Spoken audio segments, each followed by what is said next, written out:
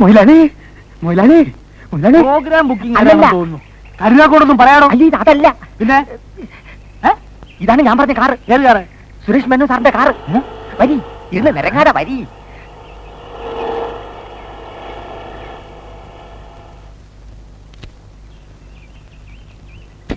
ഇവിടെ ഒരു പെങ്കൊച്ചുണ്ടല്ലോ, രോഹിണിയാ? ആ കുട്ടിയുടെ കൊടുത്തേക്കൂ. ആ കൊടുത്തേക്കാം. ആ കുട്ടി അതൊക്കെ ഞങ്ങൾക്ക് അറിയാം, നിങ്ങൾ പോയി. പുതിയ എഴുതി.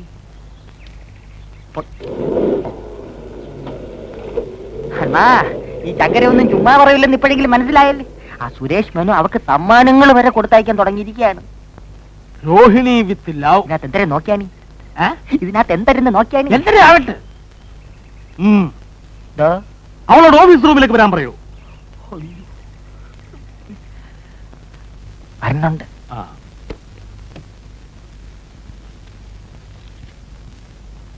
ഇരിക്കാൻ.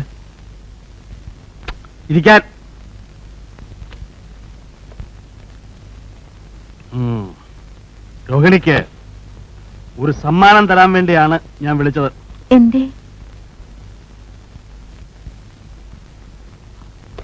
ഇത് തന്നെ. ഇതെങ്ങനെ ഇവിടെ വന്നു? ഓ, അപ്പൊ ഇത് ഞാൻ വാങ്ങിച്ചു തന്നതല്ല എന്ന് കണ്ടപ്പോ തന്നെ മനസ്സിലായില്ലേ? എന്നാൽ എന്റെ വക ഒരു സമ്മാനം കൂടിയുണ്ട്. ഇന്നു മുതൽ രോഹിണിയാണ് എന്റെ ബാലയിലെ നായിക. തന്നെ? എന്താ വിശ്വാസമാകുന്നില്ലേ? ഞാൻ പുതിയ ബാലയെ തുടങ്ങുന്നു.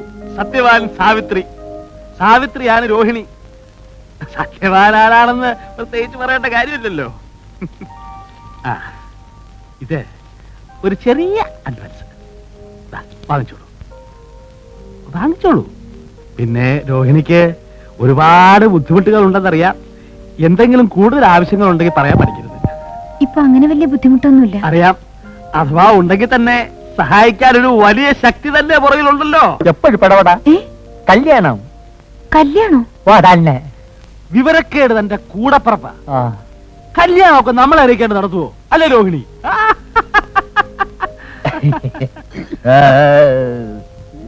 എന്തൊക്കെ പറഞ്ഞാലും ഇത്രയും വലിയൊരു ബന്ധം കിട്ടിയ താൻ ഭാഗ്യവതിയാ. മനസ്സിലായില്ല.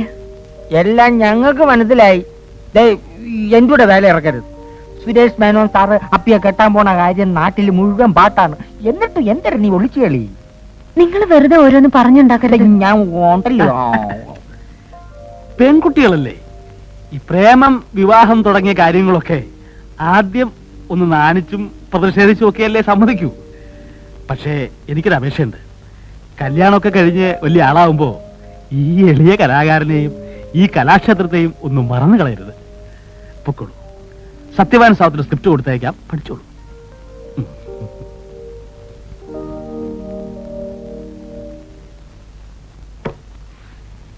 എങ്ങനെയുണ്ട് എന്റെ ട്രീറ്റ്മെന്റ്? അയ്യോ, മൊയിലാളി ആര്? കള്ളനല്ലേ, പെരുങ്കള്ളനല്ലേ. ഇനി ഒരു മയത്തില് ഇവളെ ഞാൻ കയ്യിലെടുക്കും. ഇവള് വഴി സുരേഷ് മേനോനെ ഞാൻ കയ്യിലെടുക്കും. എന്നിട്ട് സുരേഷ് മേനോന്റെ കാശ് കൊണ്ട് ഒരു നല്ല ട്രൂപ്പ് ഒപ്പിച്ച് കയ്യിലെടുക്കും. എന്നിട്ട് ഇവന്മാരെയൊക്കെ ഉണ്ടല്ലോ, ഇവരെയൊക്കെ ഞാൻ ഈ കൈവെള്ളയിലിട്ട് അമ്മാനമാടും. എന്റെ അമ്മ.